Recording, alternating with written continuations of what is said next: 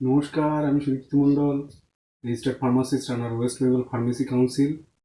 আর আপনারা দেখছেন @সুদীপ্ত মণ্ডল ডট বাংলাতে মেডিসিন ডেসক্রিপশন। আজ যে মেডিসিনটি নিয়ে আলোচনা করব সেটি হলো ক্ল্যারিথ্রোমাইসিন। জানবো এটি কোন কোন ডিজিজের ক্ষেত্রে ব্যবহৃত হয়, মার্কেটে available doses form, doses structure, side effect বা পার্শ্ব প্রতিক্রিয়া, ব্যবহারের সতর্কতা। তাই স্কিপ না করে ভিডিওটি সম্পূর্ণ দেখুন।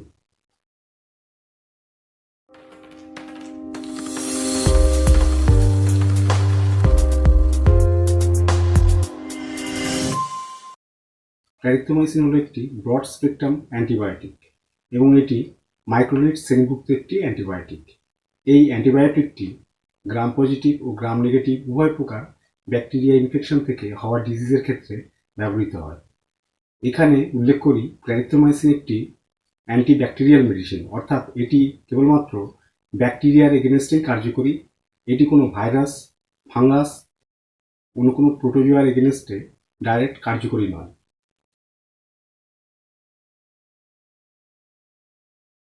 মার্কেটে ক্ল্যারিথ্রোমাইসিন অ্যান্টিবায়োটিক মেডিসিনটি ওরাল ফর্ম বা খাওয়ার ডোজ, ট্রপিক্যাল জেল ও আইভি ইনজেকশন ফর্মে মার্কেটে অ্যাভেলেবেল।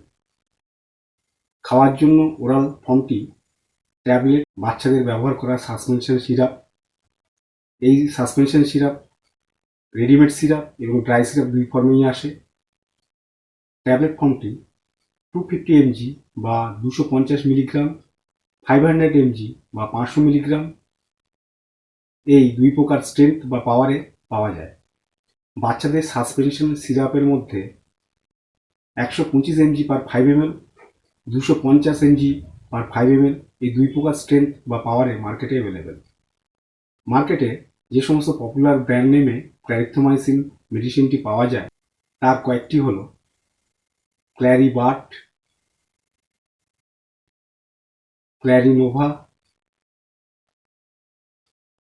ক্লফ, পিক্সেন, সিনক্লার ইত্যাদি ইত্যাদি। এছাড়াও এলাকাভিত্তিক হিসাবে আরও বিভিন্ন কোম্পানির বিভিন্ন ব্র্যান্ড নেমে এই ক্ল্যারিথ্রোমাইসিন অ্যান্টিবায়োটিকটি tablet, suspension, syrup, dry syrup, skin gel, IV injection এই সমস্ত ফর্মে পাওয়া যায়। অ্যান্টিব্যাকটেরিয়াল জেলটি 1% W/V পাওয়ারে মার্কেটে পাওয়া যায়। এমন জেলের ব্র্যান্ড নেম হল Pixen gel, Biomycin gel, Clarian gel, acne care gel, Acnesol L gel. আর ক্ল্যারিথ্রোমাইসিন আইভি ইনজেকশন ফর্মটি 500 mg ডোজ স্ট্রাকচারে মার্কেটে পাওয়া যায় এবং এটি ডাস্ট বা পাউডার হিসেবে আসে ও সেলাইন ওয়াটার মিশিয়ে এটিকে রেডি করা হয় এবং সেলেনের সাথে এটিকে মিশিয়ে অ্যান্টিব্যাকটেরিয়াল থেরাপিতে বিশেষজ্ঞরা এই আইভি ইনজেকশন ফর্মটি ব্যবহার করেন। এই মেডিসিনটি বিভিন্ন ব্র্যান্ড নেম ছাড়া এর নিজস্ব জেনেরিক নাম ক্ল্যারিথ্রোমাইসিন আইপি নামেও সমস্ত ফর্মেই মার্কেটে পাওয়া যায়। ব্র্যান্ড বা জেনেরিক যাই ব্যবহার করুন, অ্যান্টিব্যাকটেরিয়াল এফেক্ট বা বেসিক কাজটি দুই ক্ষেত্রেই সমান সমান পাবেন।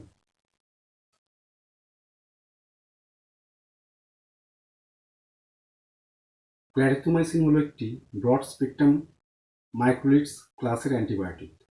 এটি বিভিন্ন প্রকার গ্রাম পজিটিভ ও গ্রাম নেগেটিভ ব্যাকটেরিয়ার ইনফেকশনকে ট্রিট করতে ব্যবহার হয়। যেমন উদাহরণ হিসেবে বলা যায় রেসপিরেটরি ট্র্যাক রিলেটেড ডিজিজ যথা pneumonia, community acquired pneumonia, hospital acquired pneumonia, যেখানে সর্দি কাশি, চেস্ট টাইটনেস এমন কমন সাইন সিমটম দেখতে পাওয়া যায়।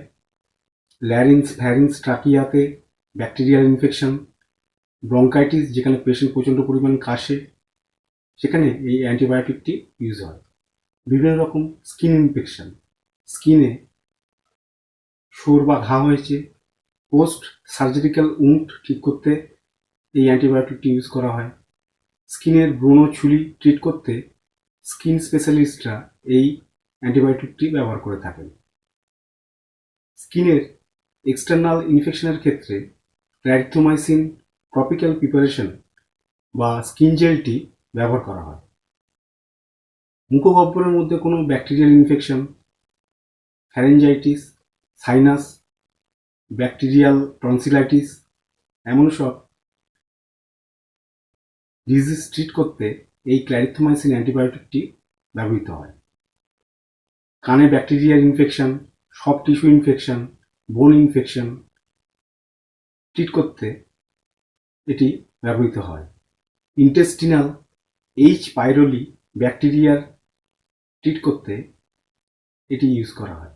এই এইচ পাইরোলি ইনফেকশন হওয়ার কারণে গ্যাস্ট্রো ইন্টেস্টিনাল অ্যাসিডিটি ও গ্যাসের পরিমাণ অত্যাধিক বেড়ে যায়। এই এইচ পাইরোলি ইনফেকশন ঠিক করতে পিপিআই বা প্রোটন পাম্প ইনহিবিটরের সাথে ক্ল্যারিথ্রোমাইসিন অ্যান্টিবায়োটিকটি ব্যবহার করা হয়ে থাকে। এছাড়া মস্তিষ্কের মধ্যে ইনফেকশন, কার্ডিয়াক ইনফেকশন, মেয়েদের ওভারি বা জরায়ুতে ইনফেকশন এক্ষেত্রেও এই অ্যান্টিবায়োটিকটি ইউজ করা হয়। মোটামুটি মিল্ড টু মডারেট যে কোনো ব্যাকটেরিয়াল ইনফেকশনের ক্ষেত্রেই এই অ্যান্টিবায়োটিকটি রেসপন্স করে। তবে বিশেষত ক্ল্যামাইডিয়া, হিমোফিলাস এবং স্টেপ্টোকক্কাস এই প্রজাতির ব্যাকটেরিয়ার উপরে এটি বেশি কার্যকরী।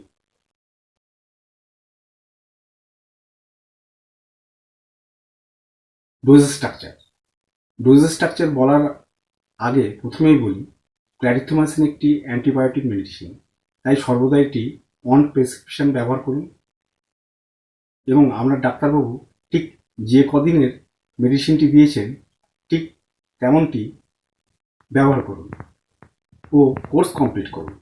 নিজের পছন্দ মতো এক দুটো নয়, আবার দিনের পর দিন খেয়ে যাচ্ছেন এমনও করবেন না। তাতে অ্যান্টিব্যাকটেরিয়াল রেজিস্ট্যান্স তৈরি হয়, ইনফেকশনটি ট্রিট করা আরও কঠিন হয়ে পড়ে। যে কোনো অ্যান্টিবায়োটিক মেডিসিন ব্যবহারের ক্ষেত্রে এই গুরুত্বপূর্ণ তথ্যটি সর্বদা মনে রাখা উচিত। এবার ফিরে আসি ডোজ স্ট্রাকচারে। শিশুদের ডোজ।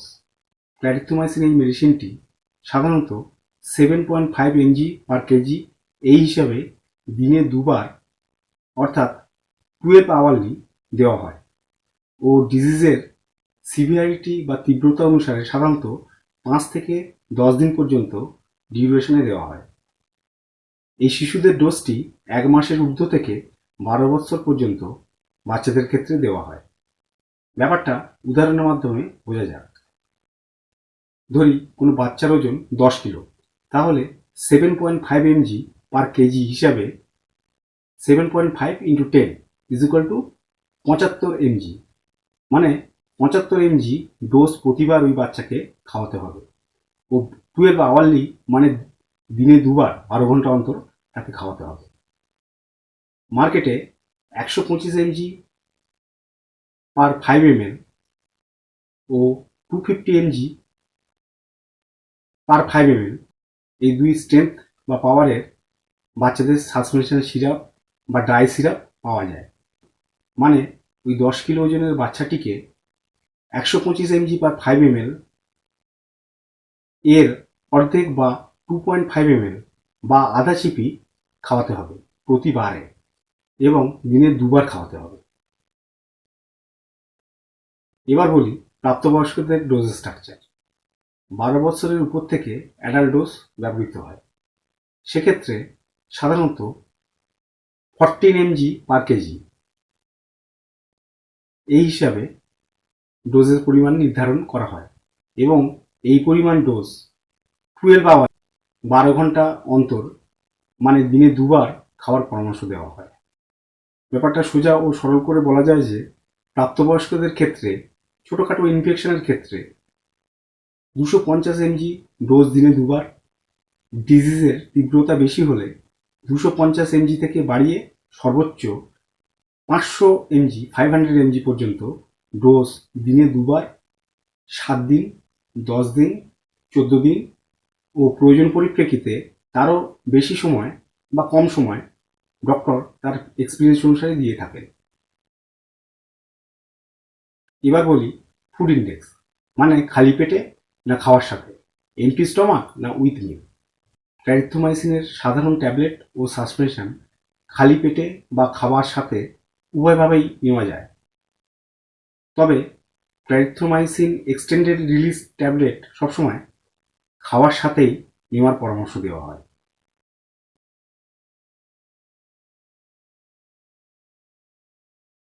ক্ল্যারিথ্রোমাইসিনের side effect.